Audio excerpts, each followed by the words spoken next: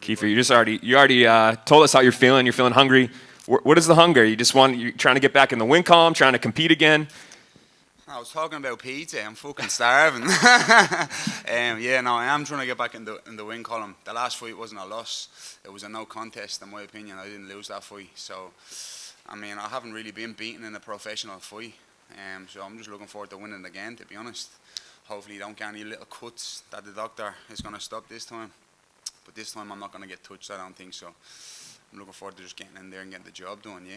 And you're repping your home country there, but I know you did most of your camp here in the United States, right? Can you talk about that move? No, I didn't. I came here only 2 weeks ago, to be honest. I went to Connor's fight, and then I floated up to Kansas to my friend James Gallagher, and then did a bit of training with James Krause and his boys up in Glory. It was a great gym, great people, and but I don't do camps per se. You know what I mean? I just do a bit of training. And then when I organise a fight, I ramp it up. But majority of my training is in Ireland, to be honest. I've been training, for years in Ireland, and the past 8 months in Ireland. I'm only here 2 weeks, so majority of the camp has been in Ireland. Gotcha. And those 2 weeks that you were here, though, is that a tough mental adjustment to be away from home and kind of be, in a different place with different people, stuff like that?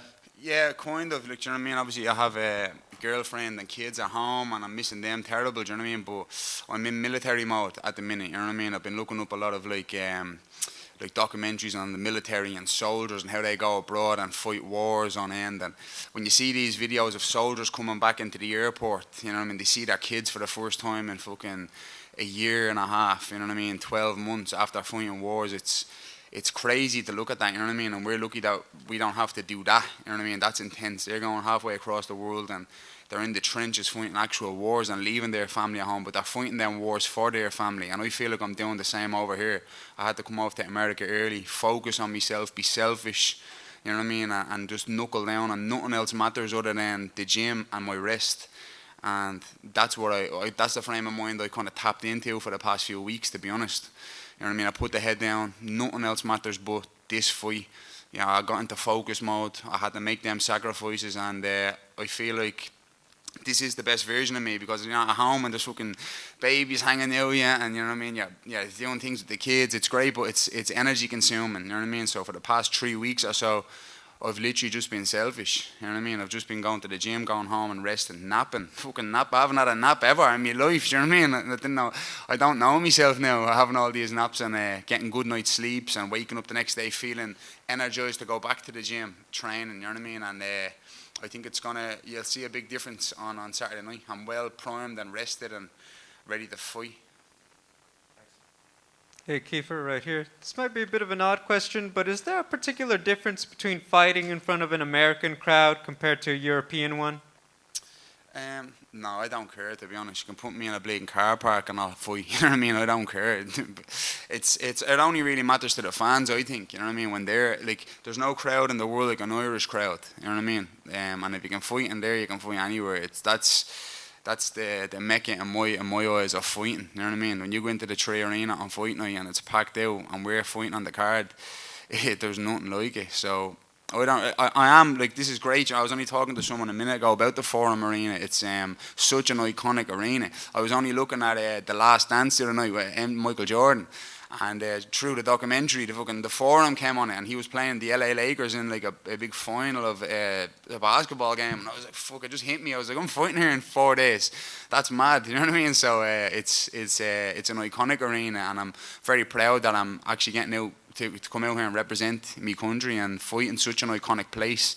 And there's going to be 18,000 people, and it's going to be mental, but at the end of the day, when you step into that cage, I don't give a shit who's outside that cage. My only concern is the man in front of me, and it doesn't really matter. It's all just noise at the end of the day, and noise doesn't come into competition. Do you know what I mean? Outside noise is just outside noise.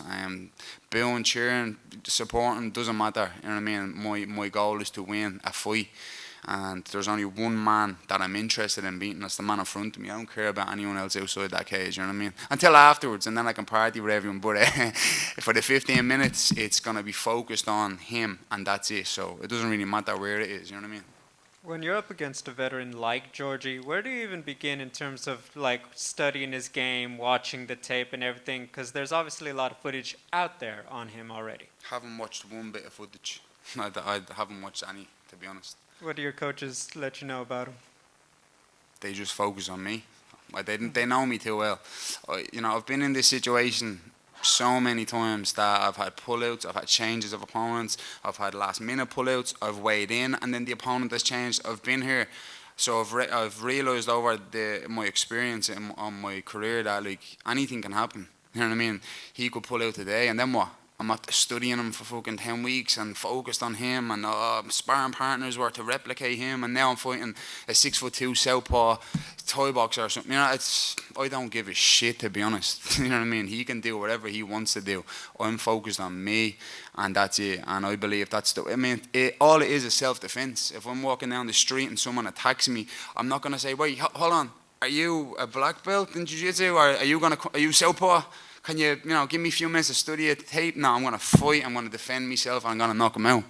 So that's my mentality going into these fights. Do you know what I'm saying? And I carry that with pride. I think people get too caught up in the opponent and this and that. The only thing that like stands out in my mind is people keep saying his experience, and he's had so many fights, and the more experience equals the more damage. You know what I mean? I'm fresh. I've never been hit. I've been hit a little bit. I've never been hurt per se. I've never been knocked out in the gym or in a fight. I'm coming in here fresh as a daisy, ready to go. I don't give a fuck who it is, to be honest. Finally, for me, very important question. What kind of pizza are you looking forward to eating after the All fight? of the pizza. Oh man, there's more than pizza on my mind. You know what I mean? LA it seems like a good spot for a bit of food, so you know what I mean? I can't wait to just get out and go on the munch after this fight, yeah?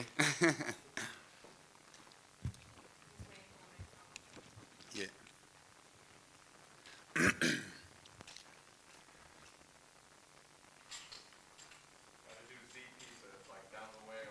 Oh yeah? Z pizza?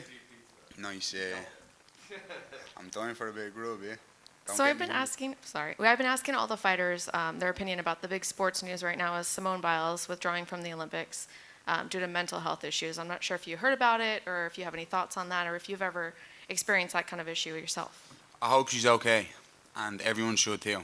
I think it's ridiculous how just because somebody has a name for themselves that people think they can slander somebody or put them on blast like that. It's ridiculous, and people should have a little bit more compassion, especially for people in this sport.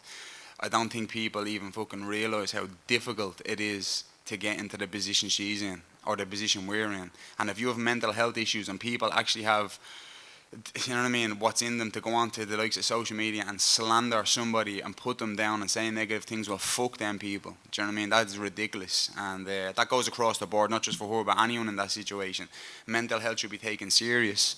And it should be nearly a thing that, if you write something negative about someone's mental health issues online, you should be banned completely. Your device should be shut down. You know what I mean? But fuck them people. Do you know what I mean? They're not nice people. They're not real people. They're just fucking, they have more problems than you have, you know what I mean, writing shit like that. So I hope she's okay, and anyone with mental health issues, you know what I mean, I hope they're okay. And it's hard, listen, sport's hard, and when you get to the highest level, you don't even realise how difficult it is. Do you get me? So, I mean, it's a weird one, yeah. We live in a weird time where all this social media shit, people think that what they say is so important and relevant. It's not, you know what I mean? It's just ridiculous, man. I hate seeing shit like that, but it is what it is, I suppose. Nothing you can do. Thank you. With a crowd of about 18,000 people here in Los Angeles, California, how do you feel that changes the energy and pace of this fight? It won't change the fight whatsoever, but it's gonna be nice to actually, look, the year we're at the having, yeah, with this corona shit, you know what I mean, it's been crazy. And a few months ago we couldn't even walk into a supermarket without people not being, wanting to touch you and shit. Now it's going to be 18,000 people drunk, having fun, buzzing, you know what I mean? So from that to this is crazy. And I mean, I'm in America now where things are a little bit more loose and relaxed. Back in my hometown, my country of Ireland, shit has gone crazy again, you know what I mean? The government, you can't walk indoors now without a vaccine passport and all this bullshit. And again, I think that's ridiculous. All of this stuff is ridiculous. You should give people a choice in the matter. Do you know what I mean? Our eyes are open. You shouldn't be forced to take no vaccine or anything like this. If you want to take it, you take it. That's fine. But if you don't, that's fine also. Open the place back up. Let's get back to normality. An actual bit of normality would be nice. Do you know what I mean? Open shit back up. This is ridiculous at this stage. It's I'm literally about to fight in front of 18,000 people. and then I have to go back to Ireland and I can't go to a restaurant with my family. You know what I'm saying? I have to sit outdoors where Ireland's fucking raining and shit. It's just ridiculous, man. The government in our country is corrupt, and it's not even a government. It's like a fucking organisation. It's like a business, and they're running it into the ground. And it's a shame, to be honest, because I love my country. Yeah, I love Ireland with all my heart, and it's a shame to see how it's going. And hopefully it can be resolved and we'll get back to normality and get this shit behind us. Do you know what I mean? Because it's getting dragged out now to bits. Hey, you say you stay ready. You said you don't have a fight camp, really. You don't know much about your opponent. Is that why you're able to beat people in so many different ways? You have elbows, you have punches, submissions. Yeah. Is that why you're able to just change it up on the spot instead of being tunnel vision on sort of a game plan?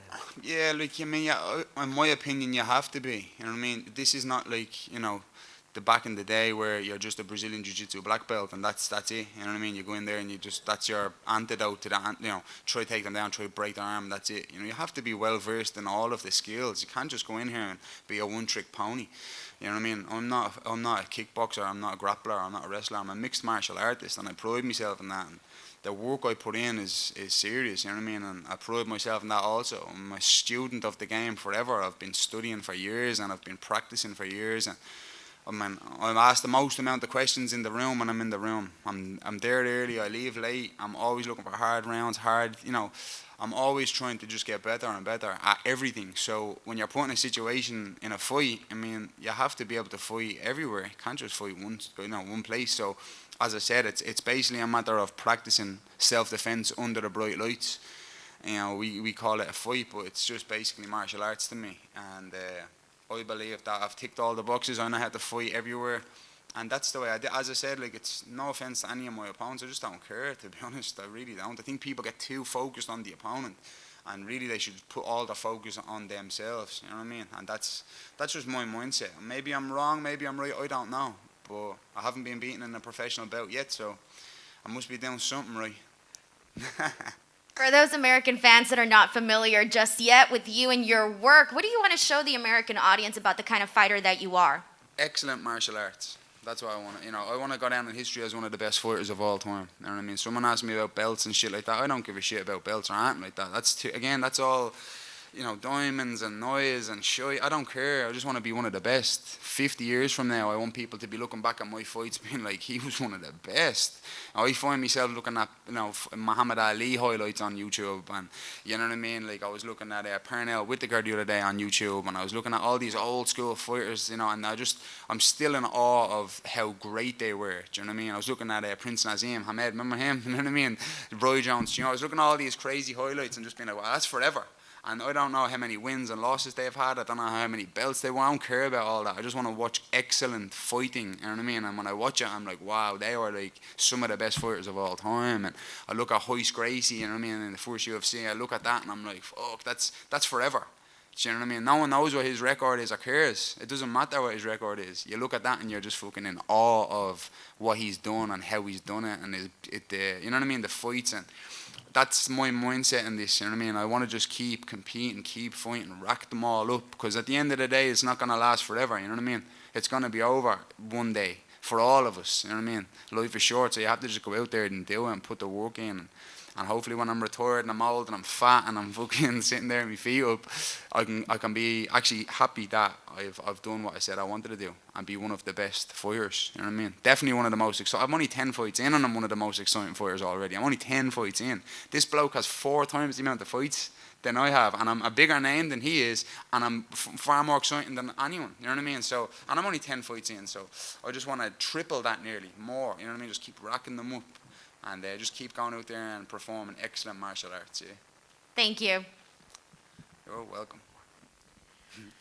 So coming up on November 2nd, your boy is going to be fighting, and you kind of just mentioned that Ireland's still in a weird state. So knowing that you might come out without any bumps or bruises, would getting on that card be on your radar? I'm 100% on the card. They're not going to come back to my hometown of Dublin, Ireland, and not have me on the card. That's criminal.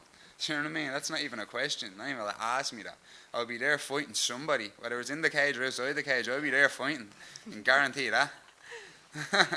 And out of all the gyms you could have gone to, what attracted to going to James Krause in Kansas? And my friend James Gallar's been training out there for a while now.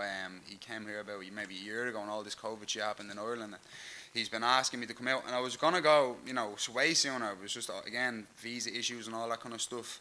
And again, I trust James. You know what I mean? I trust his input, and he's been telling me, like, trust me, come out here. There's some great bodies, great people. James Krause is a great guy, and obviously I'm a fan of James Krause. Before I met him, I seen his fights in the UFC, and I seen him in the corner, and I was like, wow, he's a really good coach. You know what I mean? And as soon as I met him, we started training. It was like I just knew him forever. Do you know what I mean? It was like we just literally trained the first day we met, and we done like 5-5s of grappling and stuff, and he held pads for me, gave me some good advice, and I was like, wow, he's just a good person, he's a good man, and he's a great martial artist. We just hit it off, and he took me into the gym, introduced me to his team, and they were all so humble as well. Humble killers, that's what I was calling them. Do you know what I mean? They're all so nice, very helpful, but they're fucking killers as well. And I learned a lot, to be honest. And it was nice to do that, you know what I mean? Before the fight, I know people were like, oh, it's a bit bogey going to a new gym a couple of weeks before a fight. But to be honest, fighting is basically like, if you look at it from an outside perspective, it's like, I don't know my opponent, and we've never trained together before. And here we are now, live, fighting each other, and we're just trying to figure each other out in the moment with dire consequences. He's trying to either knock me out, take me down, submit me, and I'm trying to do the same. But we don't know what we're going to throw at each other, so we're trying to figure it out. And when you go to a new gym and you have all these new people, well, that's exactly what it is. They don't know what I'm going to do. I don't know what they're going to do. I don't even know if he's a wrestler, if he's going to be a southpaw. But you have to figure it out on the spot. And it was refreshing to do that, training with new people that are at a high level. Do you know what I mean? So it was nice, because normally you get into a routine with your teammates in the gym that know you inside out. And me and James have been training, say, together 9 years. You know what I mean? So when we roll, it's kind of like he knows my go-tos, I know his go-tos. We know each other. They can kind of cancel each other out a little bit. I have to watch out for certain things. I know what he's going to try to do. Likewise, in a new gym, you don't know. You have to be on the ball. You have to be switched on. You have to be ready for anything. And that's what a fight is. So it was nice to do that, you know what I mean? So I got great training out there, yeah. And one of the fighters from there is Tim Elliott, who recently grappled with Patchy Mix at High Rollers. It's this cannabis-infused tournament. I don't know if that's something that you and your homeboys would ever want to visit or maybe even participate in. We were there. That's where I met James Krause. So the day before that match, we actually met in the High Rollers gym, and we trained there. But I'd love to do that, yeah. Smoke a few blunts and then smoke a few fouls. That would be nice, yeah. And they pay you to do that as well, grappling, right? They did, no? Yeah, they're paying a pound a week. A pound a week, that's even better. How you doing, man? Just want to get your take on the main event, Pitbull versus McKee. How do you see that fight playing out? Yeah, good fight, yeah. Long time coming. I don't know, to be honest. It's one of them fights, I don't know. I'm normally very like, it can go either way. I don't know. I can see a 5-rounder, to be honest. I can see a 5-rounder and it being close, and it can go either way. That's the way I see it, yeah. Which Nazim Hamed fight did you end up watching? Just the highlights, I was watching all of them. It was like a highlight of like all fights throughout the years, you know what I mean? Him, like, he had a mad career, he's mad, you know what I mean? Like, when you watch, you forget nearly sometimes how good he was, like, fucking the footwork on him and the elusiveness, and how he was just so confident in these fights, and how he just knocked people out with shots that you shouldn't be able to knock people out with, you know what I mean? It's just, he's very impressive, yeah. I remember I was a fan of him when I was a little kid, and then again you move on, and years later you forget nearly to look back. Pernell Whittaker, same thing. People don't even know who he is when you talk about boxing. When you go back and watch him, he was before Floyd and all this kind of stuff about the defensive boxing and his head movement and his footwork and his traps and his counter punches. And when you watch that, you're like, wow, man, he's under the radar. People don't even know his name, but he's so good. There's so many people like that, you know what I mean, that interest me. And again, as I said, I want to cement my name as one of the best. Do you know what I'm saying? I want people to look back in years to come and be like, study me. Do you know what I mean? Like, wow, he was impressive. That's excellent martial arts. Do you know what I mean? Yeah. Well, you mentioned Pernell and Nazim. They're both very like kind of fluid. You know, a lot of hip movement, a lot of footwork. Do you mimic your style like that yourself, or is that? I mean, you're just a fan of that style. Yeah, no, I'm just a fan of all styles. To be honest, I try to take something from everything. Do you know what I mean? Any style. Like, obviously, I grew up on Tyson. Tyson's like my idol. Do you know what I mean? When I was a kid, and he was the number 1 person for me, and still is, to be honest. I just love Mike Tyson, do you know what I mean? He's a great fighter, and when I was a kid growing up watching him, it was just like, we were all in awe, do you know what I mean, of watching his fights. You'd never not be jaw-dropped when you're watching him, because you just know it's like throwing a bleeding human into a lion's den and just like, right, this is gonna be mental. You know what I mean? It's gonna be crazy. And that was my favorite thing about watching him, just the excitement. And even now you watch his old highlights, it's like hard to believe how he just like walked through people. You know what I mean? At a high level. Like the Trevor Berbick fight, you watch that fight and you're just like, shit. Like Trevor Berbick was the champion. Mike Tyson was 19 and went in and just dismantled him in one round. It was like, it's hard to believe nearly. Do you know what I mean? That he done that. And I always envision myself being like that, you know what I mean? Like a destroyer nearly in a fight, you know what I mean? Just going in there and this is a fight, this isn't playing here. You know, I'm going in here to kill and this is it. It's me or him, do or die, you know what I mean? It's kill or be killed. And I love that mentality that he had, and obviously his elusiveness for heavyweight and all of that. I take something from everything, you know what I mean? I'm just a fan of fighting in general and martial arts, and I try just watch everything and study everything and take a bit of inspiration from everyone, you know what I mean? So.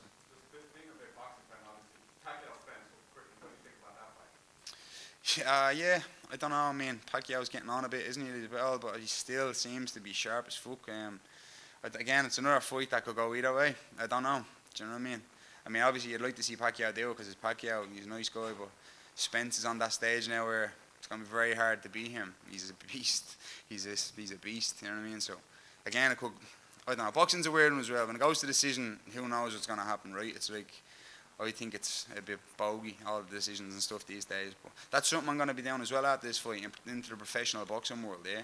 There's a few people that need a hiding in this boxing world, and I'm definitely going to be jumping in there and dishing out a few hiding, so that's something that interests me big time. Since we're doing Kiefer Crosbie's boxing mix show right now, how do you see the trilogy fight between Tyson Fury and Deontay Wilder? I'd say that happens on October the 9th. Tyson Fury, yeah. I'd say he's going to just smoke him, to be honest. Yeah, he's the better boxer, you know, I think so, and I think he's more mentally strong, and yeah, I think he's going to win, to be honest, yeah.